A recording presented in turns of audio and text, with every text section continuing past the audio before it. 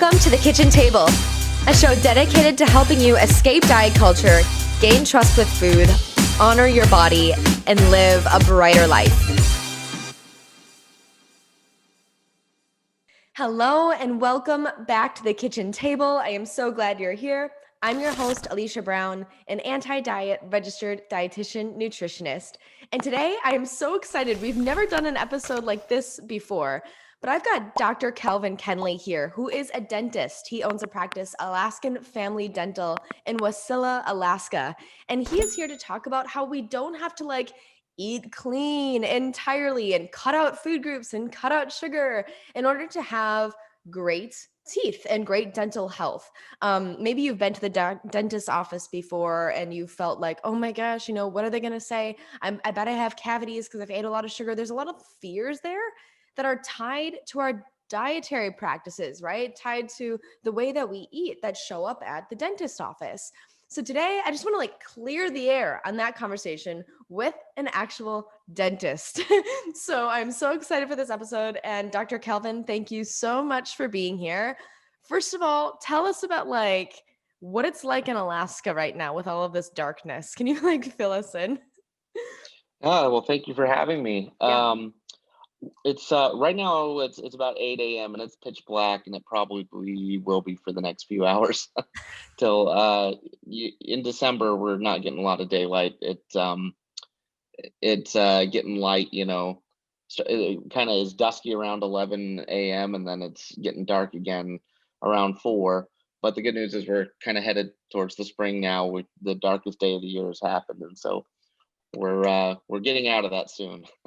That is So we're excited. so crazy to me. Are you feeling more tired than usual? Do you feel like you want to lounge around more, take rests?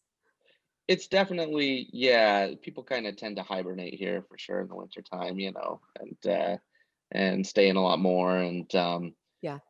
yeah, without the light, and then it's the opposite in the summer because it's light all year round. You stay up way later, and Yep. it's easier to wake up in the morning Oh my when the gosh. light's there. I think that's so cool. And I hope to visit Alaska at some point. But due to that, talking about hibernation, I'm only in Green Bay, Wisconsin, where we're getting ample daylight still, and I'm still hibernating. So I'm just feeling that so so much. Oh I yeah, love I yeah. love the concept of hunkering in and getting cozy. Anyway, let's dive into talk about diet culture and dental health. So yeah, as I was saying, there's a lot of fear tied to how we eat showing up at the dentist's office.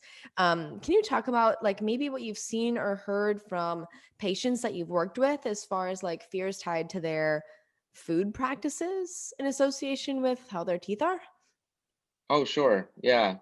Um, I should probably tell you a story. When I was in dental school, I the first 2 years you're constantly studying and taking tests and learning about not just teeth but the whole body and those types of things. And then the second 2 years you get to go up to the clinic and you start to actually practice on patients under supervision of an older dental student or of course a licensed dentist that is over you in the clinic. Yeah. And during my 4th year, I had a new dental student that I was mentoring a little bit, and he was seeing somebody for maybe the second time ever. He had seen them once before to Mm, clean their teeth, and then he saw them the second time. He was doing a follow up on that and doing an exam and figuring out what needed to be done next. And I overheard him in the operatory when the patient came in and sat down in the chair. He took a look at the patient's teeth, and then he proceeded to tell him, um, he said, "What have you done to all the work that I done? I spent an hour and a half the other day cleaning all the stain off your teeth and cleaning this up, and it was a lot of work. And what have you been doing?" And the patient said, "Oh, I don't know, I've been smoking a little bit." And he said, "And you've been drinking coffee, and I can tell you've been having sugary drinks and this and that." And I heard it, my eyes kind of popped out of my head, and I thought, oh man, I got to talk to to this new patient, this new doctor, because no one is ever going to want to continue care with him with that approach. And of course, after the appointment was over, the professor and I chatted with him about how that's not helpful for many reasons. But it did get me thinking at that point how, as a dentist, there's a fine line between shaming a patient and helping them so that they'll actually be able to take kind of control of their oral health. And you know, that's kind of what makes me think dentistry in some ways is similar to anti-diet cultures, because there's a lot of shame and moral judgment when it comes to people's teeth, and it's just kind of developed that way over history, that people think if they have a cavity that it's a moral failing, or if they've had issues with their teeth in the past, that it says something about them as a character, and it doesn't have to be that way. And I've had great experience with dentists and some that weren't as great. And I think it's important for all of us as a group of doctors to find the right balance in helping people improve oral hygiene habits while not creating any shame, because the only thing that shame does is drive people away from getting professional care and from you know uh, kind of being able to make changes that will be long lasting. Because they'll not ever come back to the dentist and not seek advice or get simple fixes if we make it a place where people are scared to go because of questions about their diet or their habits. Exactly. That makes total sense. It makes total sense for me to feel like there's a sense of shame surrounding diet at the dentist's office that prevents people from maybe even showing up, just as you're saying, or showing up for themselves in ways of taking care of their dental health. I'm picturing this person who was shamed by this doctor that you were saying. I'm like, oh my gosh, I cannot believe, what have you done? I bet you're drinking coffee, and then there's all of these assumptions made about this person's dietary habits in correlation with how their teeth are looking, right? And I think those assumptions sometimes can be really hurtful. This kind of parallels conversations about like weight stigma, like when we show up and we're like at a larger weight or we're at a different weight at the doctor's office, we even get shamed by doctors in that setting, saying like, oh, I bet you're drinking this, or I bet you're eating that, right? And it's just like, wait, actually, I could be living just a really healthy life, and these could be symptoms unrelated to diet as well. So I guess in your practice, is it always like direct correlations with diet that you see with teeth, or sometimes could it be not dietary related, any of these kind of complications with dental health? Well, yeah, certainly. There are multiple factors that influence whether a person might get, let's say, cavities or periodontal disease with the gums.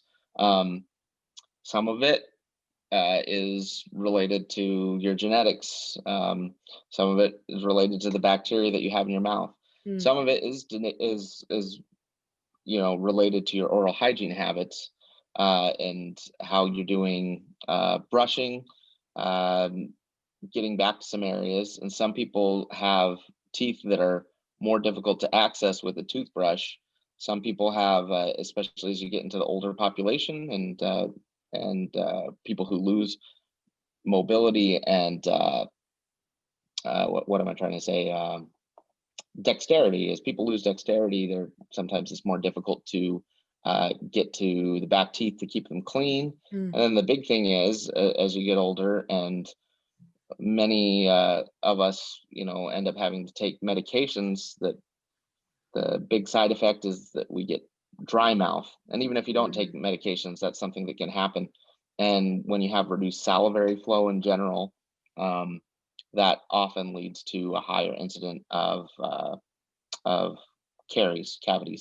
mhm, And so there's a lot of things that can influence it. Sometimes just the way the teeth are positioned in general. Like I said, there are things you can do to solve the problem, like braces. But yeah, it's definitely not 100% related to what you eat. although there is a dietary component, and we can definitely get into that a little bit. Yeah.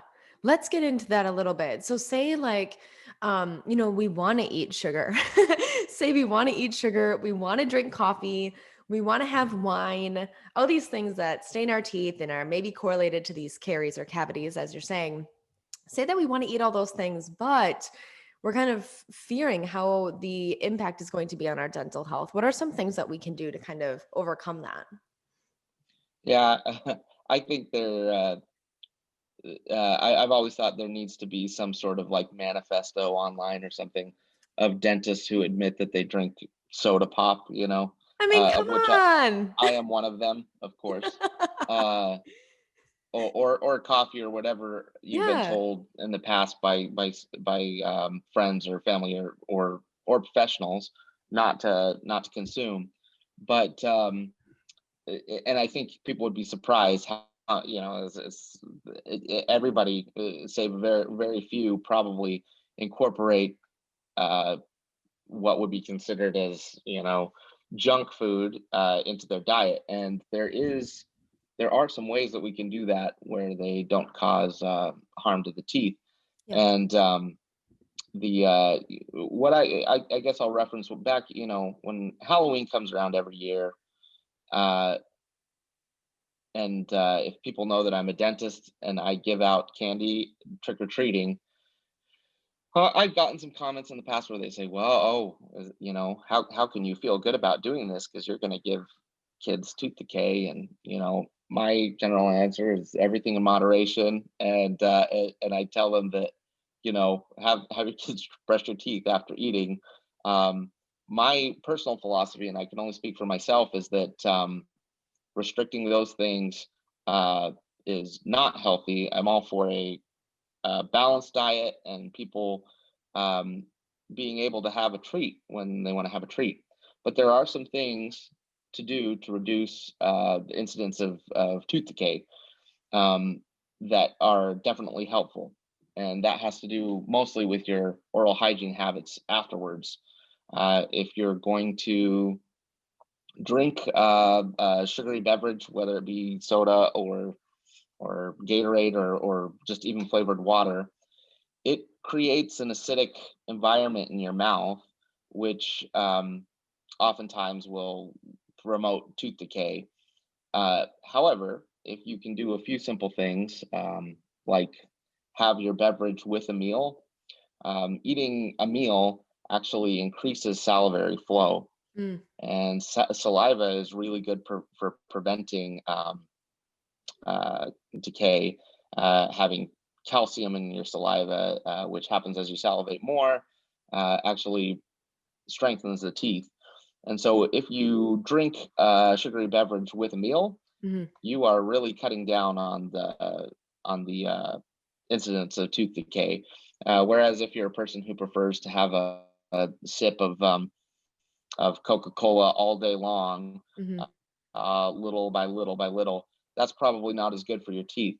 So I try to get people to focus on not eliminating things entirely, because I just think it's unrealistic and not helpful as a practitioner to tell that to people. I try to instead say, drink soda with meals. Now, if you're going to have Halloween candy, and you're going to have your kids are going to have a couple pieces, the advice there would be, have them eat an apple afterwards. Um, Leafy greens, things like that. If there can be balance, and if we can get people to accept more foods into their diet instead of less, Yeah. I think that's the way to go. Mhm.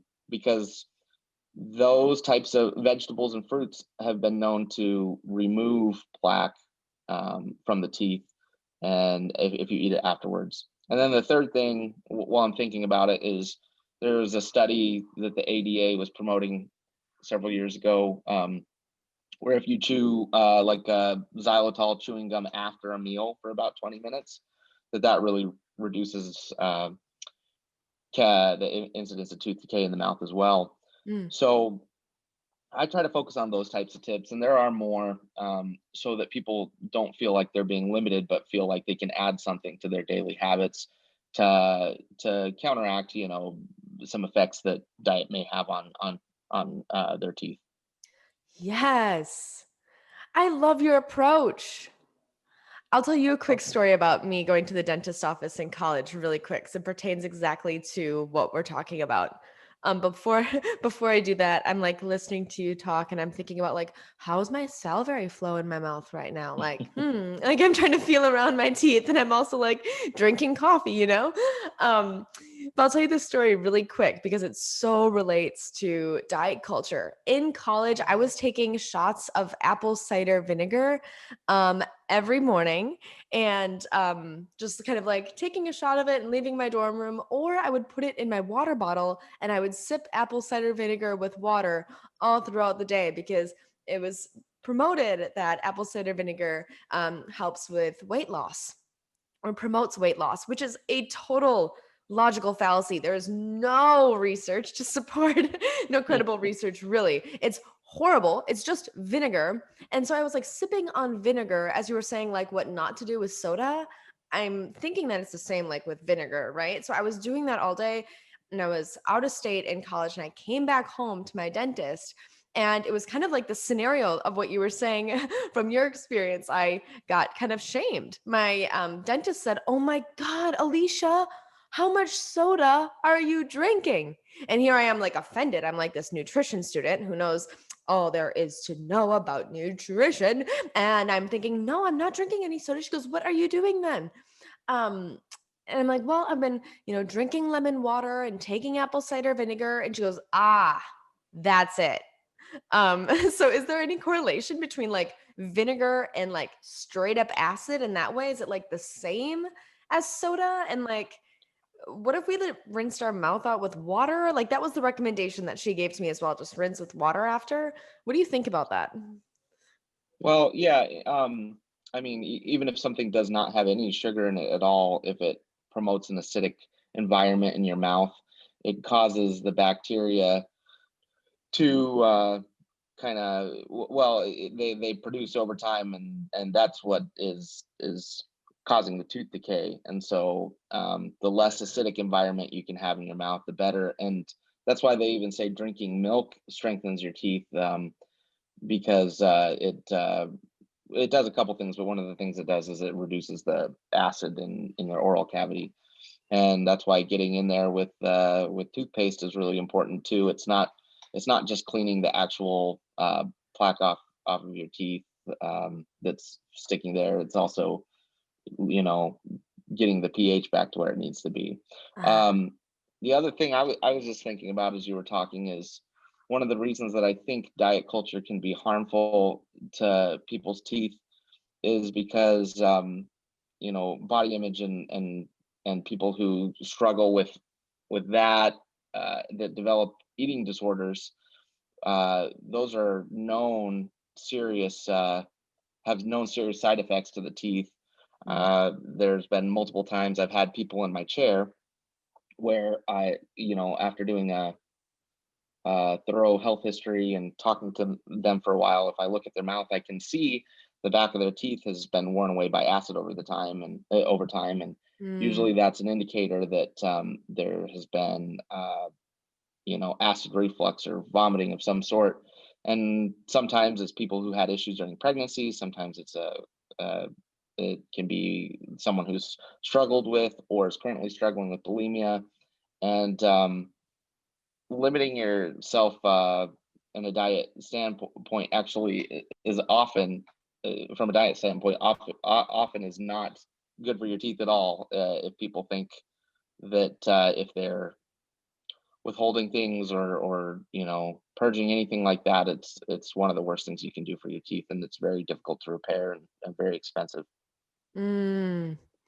Thank you for even going to that extent of the extreme end of eating disorders, say with somebody with bulimia or in pregnancy as well, like with that morning sickness. It makes total sense for that acid to erode the teeth over time. Let's get into staining. So, like, for those who like coffee and wine, we know that these can like stain our teeth. Is there anything that we can do to prevent staining while still enjoying those beverages, those foods? Well, um, again, I would say definitely the answer is not to cut it out of a person's life.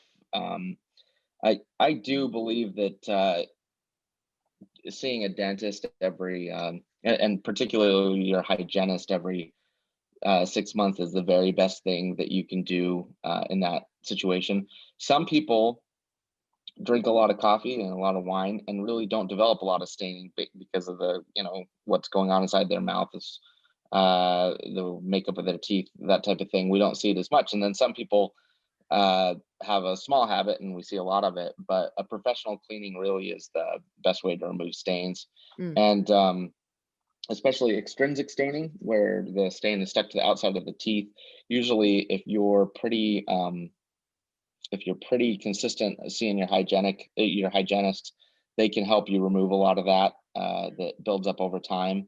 Um, and then again, I would say having good oral hygiene habits at home, which include basically brushing your teeth 2 times a day for 2 minutes every day, flossing at least once a day, and often incorporating some kind of a mouth rinse will help reduce staining that can develop. There's no magic cure, unfortunately. I love your approach. Again, I just have to say that because like when we go in and we think like, "Oh, coffee caused the stain. We don't want the stain. We think we can't have the coffee." And even though like that kind of makes logical sense, it's almost like not practical or even too limiting or coffee or tea or soda or whatever it is. It's like I guess that could be the correlation, but what about all of these other things that we can do and focus on? And thank you so much for bringing that to the table because it's refreshing to kind Yeah, of take the yeah. weight off of our shoulders that way and say, "Oh, it actually maybe isn't solely because of this one thing that I'm doing." If I just get a professional cleaning, if I'm focusing on flossing and brushing, that's pretty Yeah, much the majority of what we can do. yeah, and my approach for sure, if someone says, I'd like to drink less coffee, of course I'm supportive of that, but Sure. I'm not, I just find that it's that eliminating things and telling a patient that they have to stop doing something they've done for 20 years is effective. I just don't believe it. I think it's and it can be frustrating, I think, for dentists who are constantly fighting that battle and having very little to no results in trying to change a patient's dietary habits. I'd rather focus on adding to them. Yeah, I think that's an excellent approach. The fear mongering, definitely, even in the world of dietetics and diet culture, there's so much fear mongering. I love that you just incorporate more compassion and just meeting the patient where they're at and giving them kind of a well-rounded approach to taking the best care of their teeth. Knowing that life goes in phases, right? There are going to be phases maybe where we're drinking more coffee and then less coffee, more soda and less soda. We just got out of the holidays, right? So it's like maybe that was a phase where all of these new foods were available to us. Maybe we ate more of things that we don't usually eat than other times in the year. So it's like, as Natalie, your wife Natalie, who's been on the show, reminds us or reminded us on a prior podcast of like everything comes in phases, right? We're just kind of like in phases or in seasons of life. So like that element of compassion, I think, is way, way more effective than the fear mongering approach. Anything I else agree. anything else that we should know about, diet culture's damaging effect on teeth and taking care of our mental health? Mental health as Hmm. well as dental health, our mental and dental health. Well, I guess the one thing I could say that is if you do feel shame or kind of if you feel guilt after a dentist, then I would have to stick up for dentists a little bit. They have a very difficult job, and oftentimes they have to give you news that you don't want to hear. If there is something going on in your mouth that needs fixed or needs attention, um, it's like taking your car into the shop. You're not gonna get good news probably unless everything is perfect. And if they do have a problem, it's hard to feel glad that they found that the technician found it when you're going to have to pay for it and have it fixed and come back. Especially since sometimes that can involve a little, discomfort. It's not the funnest place to be.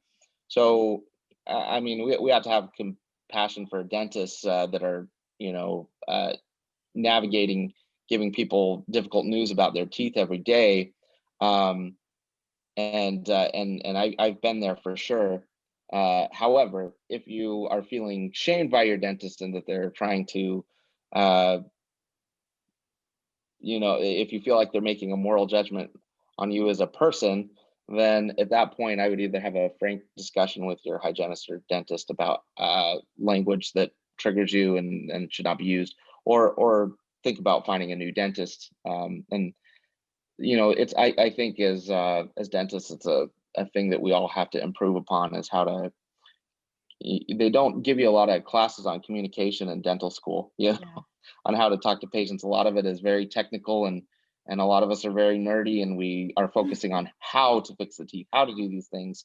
But yeah, we don't take a child psychology class to talk to children unless we're specialists on how to get them to improve oral hygiene habits. sure. So I think that you know a little feedback in that arena is definitely appropriate for people that are struggling with things like this. Thank you for mentioning that. Yeah, absolutely. Do you feel like it would be helpful if more dentists knew about diet culture and the harmful effects of diet culture when kind of like making dietary recommendations at the office? Yeah, yeah, I definitely think it's influenced the way I've practiced, and helped me quite a bit to have a little bit more empathy for people, and and to be able to put you know to just to knowing a little bit about it has helped me to not treat people in a way that would be shameful at all. And it's like I said, it's something that is always a journey and growing process. But I think that being more aware of anti-diet culture could definitely be helpful to a dentist practice for sure, and to the Amazing. patients, of course. Yes, on both ends, absolutely. So as we wrap up today, Dr. Carl, thank you so much for being here again. Is there any like final pieces of advice or any last thoughts for anybody who maybe um is curious about how to take better care of their dental health, but is maybe scared to go back into the doctor's office because they've maybe ate more sugar or struggled with binge eating or struggled with, feeling like their teeth are stained by coffee or whatever. Any words of advice for them as they're kind of like navigating diet culture and Y- dental health? Yeah, two last things. Um, in whatever condition your teeth are in, you have to realize that as a dentist, we often will see upwards of 20 patients a day, and we've seen far worse than anything going on in your mouth. And it's surprising how many times patients will come in and they'll just have a lot of embarrassment about not taking care of their teeth, or something to that effect. And to us, it's just like I said, it's just like diagnosing a brake pad that has gone out. We've seen it all, and we've seen far worse worse, and nothing surprises us. And a great dentist, their goal will be to get things in working order, and to help improve oral hygiene habits without shame. And if you want to know a little bit more about nutrition and diet and how it affects your teeth, and some of the things that you can do uh, to be less focused on your diet and more focused on cleaning your teeth afterwards, and having good habits, I would recommend going to the American Dental Association's website. There's a lot of good tips and tricks on there. Some of them I've mentioned today, so, and there's some other things too. But it's a really good resource in that, or they also can help you find a dentist. Thank you so much for the resource, and also just for offering us some compassion as we think about our approach to dental health. I love that you take a very objective and compassionate approach as well. Just to say, this is this is the problem. Here's the diagnosis, kind of way of looking at our teeth very objectively. So that kind of gives us a standpoint or a framework to work off of. So thank you so much for that. Thank you so much for coming on the show. It is a pleasure to meet with you and to talk with you. And if people would like to kind of keep up with you and your clinic, they can follow you on Facebook, right? Can you share with people maybe where they could find you on Sure. Facebook? Yeah. my practice is Alaskan Family Dental Center in Wasilla, and if you look that up on Facebook, you can find me, and I'll often post videos or little tips or tricks, that type of thing, and just talk about dentistry in general. And yeah, if you'd like, you can follow me there. And soon, I'm sure I'll be on other social media as well. Woohoo! Coming on into the social media world, Dr. Carl. Rock on. Thank you so much again for being here, and I look forward to talking soon. For everyone else, thank you so much for tuning in.